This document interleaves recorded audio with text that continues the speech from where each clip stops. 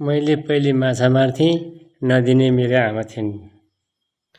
अहिले म बालुवा उठाउँछु, नदी किनारमा माछा छैन। म थाहा छैन, काठमाडौँमा पढ्छु, तर यहाँ फर्कदा म के हुँ?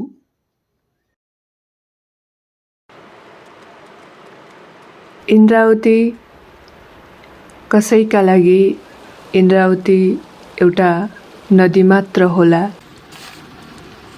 तर यहाँ बस्ने मानिसहरूका लागि यो सम्झना हो, जीविका हो र कहिलेकाहीँ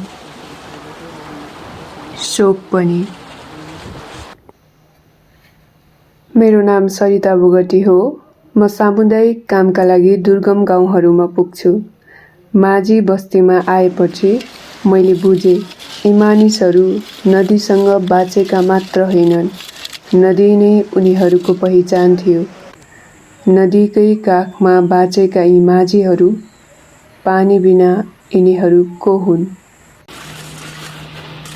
मलाई लाग्थ्यो माझीहरू नदीमा माछा मारेर बाँच्छन्, तर यहाँ आएपछि थाहा भयो, बाढीपछि इन्द्रावतीका माछाहरू हराउँदै गए। बाँच्नका लागि उनीहरूले आफ्नै नदी बेच्नु परेको छ। जसले कहिले नदीको धार बाँचे, ढुङ्गा खेपे, जीवन तारे, तिनीहरूका छोराछोरीहरू आज काठमाडौँ पुगेका छन्। पढे, राम्रो काम पाए, आमा बुवाले चाहे जस्तै। फर्केर आउँदा उनीहरूले आफ्ना गीत बिर्सिसकेका छन्, आफ्नो भाषा पनि। शिक्षालाई दोष दिन सक्दैनौँ, तर यो पनि सोध्नुपर्छ, हामीले के गुमायौँ? तपाईका छोराछोरी कहाँ छन्? काठमाडौँमा छन्। उतै बस्छन्, उतै पढ्छन्, बेला बेलामा गाउँ आउँछन्।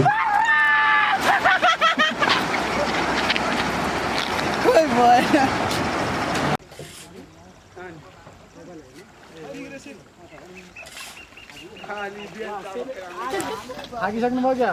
बिस्तारै गर्नु नि, धेरै हाल्नु पर्दैन हजुर।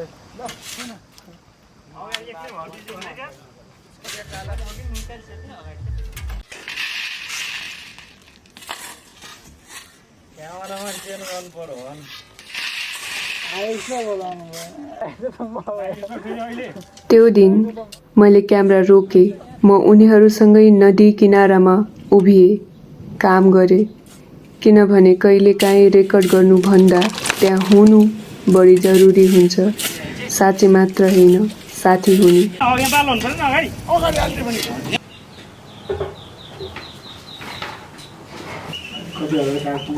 त्यो दिन एक हजुरआमाले आफ्नो अनुहार स्क्रिनमा देख्नुभयो र बिस्तारै त्यसलाई छुनुभयो। त्यही बेला मैले बुझेँ, फिल्म बनाउनु भनेको हामी यहाँ थियौँ भन्ने प्रमाण छोड्नु रहेछ, हराउँदै गएका सम्झनाहरू जोगाउनु रहेछ, नदी जस्तै, जसले सबैको नाम सम्झिरहन्छ।